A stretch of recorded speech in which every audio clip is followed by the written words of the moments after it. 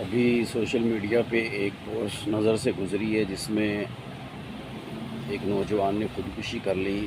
وجہ یہ تھی کہ گھر کا بل 3800 روپے آیا، وہ ادا نہ کر سکا، جس کی وجہ سے میٹر کٹ گیا اور انہوں نے ہمسایوں سے بجلی لی اور پھر ان پہ جو ہے بجلی چوری کا کیس بن گیا۔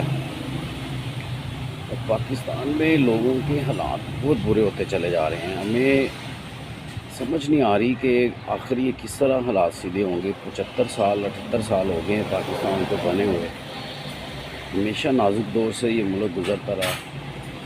ملکی مفاد میں ہر بندہ کام کرتا ہے، اس کے باوجود غریب کی حالت بہتر نہیں ہوتی۔ پتہ نہیں یہ حالت کب بہتر ہوگی، کون بہتر کرے گا، کس کی حکومت آئے تو غریب کی شنوائی ہوگی، غریب کے حالات بہتر ہوں گے۔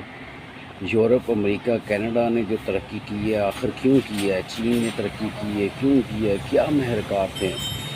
ہم ایک مسلم اسٹیٹ ہیں اور ہمارا مذہب تو ہمیں ایک مکمل ضابطہ حیات دیتا ہے، ترقی کے راستے دیتا ہے۔ اس کے باوجود ہم لوگ ترقی نہیں کر رہے۔